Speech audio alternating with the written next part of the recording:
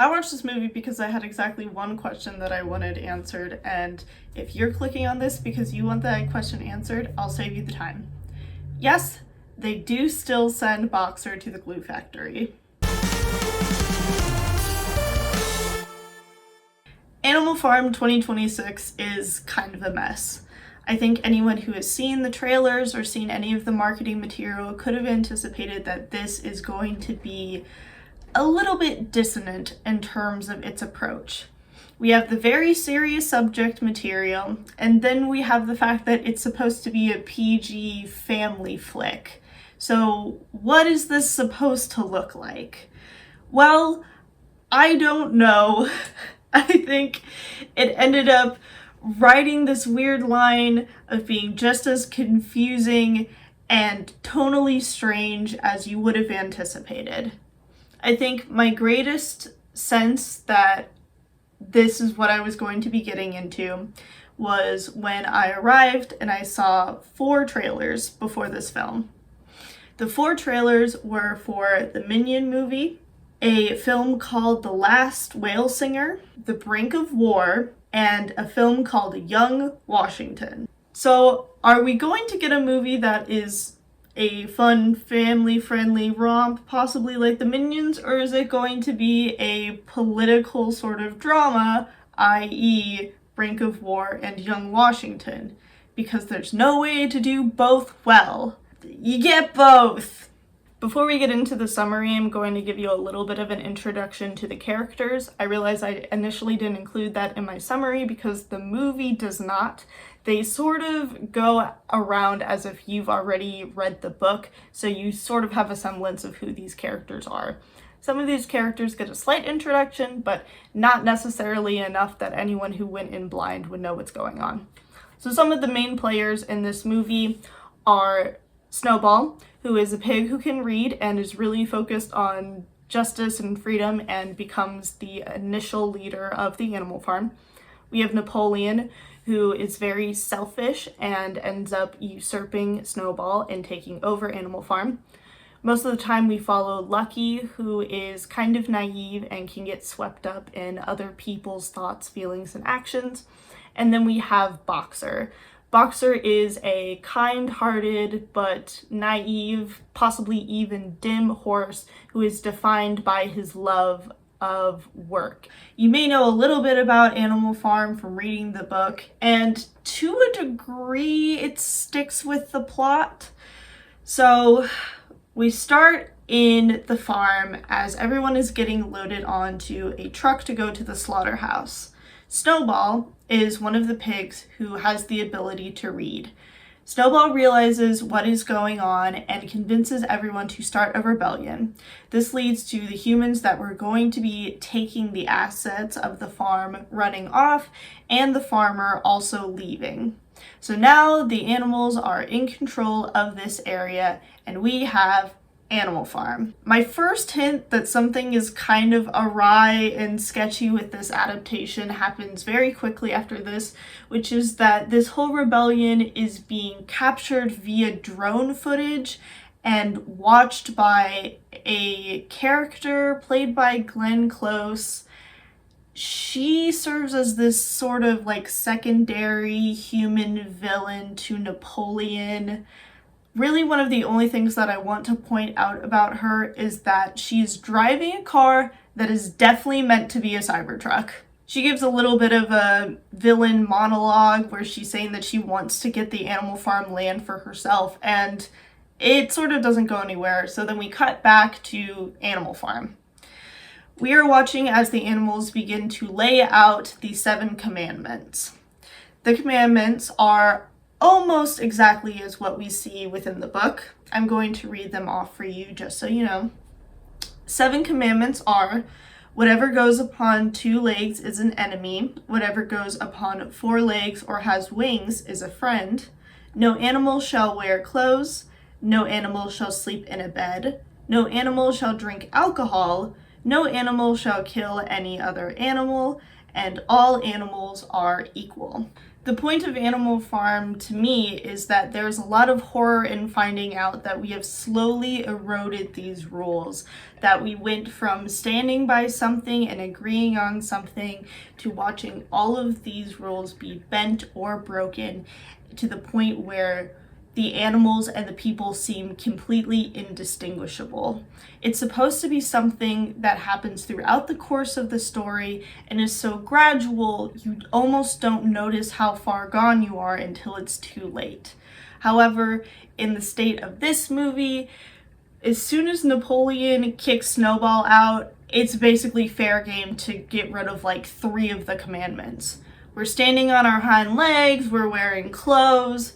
At some point they set up sort of a farmer's market so that they can get money and keep the farm. In the book, they use the money to gamble. However, in the movie, they go to a shopping center. They end up spending all of the money on ridiculous trinkets like iPads and phones, and eventually he gets a credit card so that he can buy like a Lambo, basically. There's also a part where you see that Napoleon has gotten a tattoo on his back that says "Go Pig" or "Go Home." These are some of the scenes where I find myself having so much issue trying to watch this movie. Is it supposed to be a political drama? Or is Squealer playing the VR? Lucky ends up getting really into Candy Crush. All of the pigs end up getting really into Candy Crush. We're watching a lot of the story play out from Lucky's point of view, and every once in a while Napoleon will be like, hey, we're gonna do a new thing. And Lucky goes, wait a minute, you can't do that, that's against the rules. And he's like, I don't know, is it? Maybe you should check again. And he looks outside, and then you see that Squealer's rewritten the rules. So we're at least sticking by that part of things. And then he usually turns back, and then Napoleon is doing his Seth Rogen laugh, and it's very distracting. It's incredibly distracting. Another part of this movie is that I guess they realized they couldn't say that they were drinking alcohol, so instead the commandment is that animals can't drink naughty juice, but it's still really apparent what it is. Eventually, the female human villain comes over and they throw a party, and she and Napoleon both have mixers, and Lucky is drinking from a red Solo cup, but he ends up disappointing his female pig love interest. She's sort of like the only thing that's giving him a conscience, which in and of itself I think is also a really boring choice. We don't get to see a character struggle with his own values as much.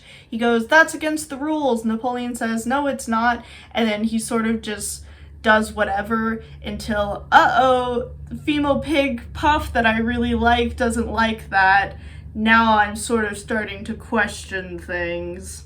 By the way, they're able to have this party and use all of these electronics because while the home was foreclosed on and the electricity was shut off, they do end up having the idea to make a water mill, and eventually that'll end up giving electricity back to the house and the farm. This was initially Snowball's idea and basically the reason that she got kicked out, but Napoleon is able to reintroduce this as if it is his own. Now, what matters about this is that the female human villain wants to put a dam on the property to generate even more electricity, and this causes a lot of dissonance with the animals on the farm. There's a decent amount of them that are saying, we don't want this really goes against our rules, you're just hanging out with the humans doing a lot of human things. That's very much not what we're supposed to be doing. And this is kind of one of the only points in which I think Boxer really starts to matter. They say that Boxer, who is the kind horse that most of the other animals have taken to following now, will listen to Lucky's pleas. And if Boxer can convince everyone that Napoleon's idea is okay, then they'll be able to move forward with the dam. So Lucky goes and asks Boxer to say, hey, please just say that you like the dam. He convinces Boxer. Boxer tells the animals. Napoleon says, okay, so now we're going to build a dam. By the way, he's still playing Candy Crush at this point. The reason that the dam is important is that during construction, an excavator falls down on a person and Boxer goes and lifts the arm of the excavator up and off the person, but breaks his leg in the process. This one is a very strange moment, definitely one of those much more tonally dark moments than other parts of the film. Like, there's a part earlier in this movie in which Napoleon farts so long and so hard that Lucky ends up having tears in his eyes, and then Boxer breaks his leg. Lucky goes to check on him and says, "You know, you broke your leg, you're gonna be okay." And Boxer, in his sad little Woody Harrelson voice, goes, "No, actually, I don't think I will be, because, you know, I'm a horse, and when horses break their legs, they die." It's, like, pretty bad. And then Squealer is in the background, and he goes, "All right, guys, it's glue de gras time." And he puts his little phone away, and in comes this copper, and then it picks up Boxer, and Lucky can see it says, like, Glue Factory Corporation or whatever on the side. He runs back to the farmhouse, and he goes, "Napoleon, there's been a mistake. They're gonna send Boxer to the glue factory." And Napoleon is just like, actually, it wasn't a mistake, and he's definitely already dead." I don't know anything about making glue, but that sounds like way too fast. Lucky went from the dam to the farmhouse, and they're like, "Yeah, we just gloop glorped him already. I don't know what to tell you. Boxer's glue now." Meanwhile, behind them, there are all these screens with photos of the animals, and they're going from green to red, and Lucky begins to realize that they have been selling off people. In this movie, the realization that Napoleon has disobeyed the commandment that no animal should kill another animal by having Boxers sent to the glue factory is what ends up bringing us to the peak point of realizing that we've completely disobeyed our morals. They still go with the final scene of the book about humans looking like animals and animals looking like humans and not being able to tell them apart. In this case, the pigs that are in the farmhouse begin to morph into human faces, and the human villain woman, her face morphs into a pig. And Lucky's like, "Oh God," and then he runs out of the farmhouse. Now, if you've read the book, you know that that is where the story ends. But we don't get to do that, remember? This is supposed to be a family-friendly movie. We still killed Boxer, so as friendly as that part of it can be. So the conclusion of the film is that we managed to usurp Napoleon again, and all of the animals come together and have a nice little discussion about what leadership should look like on Animal Farm from here on out. They kind of pussyfoot around this whole thing, where the point of Animal Farm is really about different political ideologies. They say, we would have liked a leader like Napoleon or Snowball, which is a very weird point to make. Instead, they conclude by saying, we should just help each other. And then we hear Boxer's voice from the great beyond say that all the animals who have passed on are going to look out for Animal Farm. And then in the stars it says, "The end." Except actually there's one other really great thing that I have to mention. I actually can't believe that I saw this. I've never seen this in a movie before. There's this little counter that is bouncing around the screen as they're showing other images and the credits are rolling. This is like, hey, you should hang out a little bit longer. There's something else we want to show you. I think, oh, it's so nice that they're including, hey, we're gonna have an extra credit scene, because most of the time we have to look it up online before my husband and I decide whether or not we're gonna leave the theater as soon as that music starts rolling.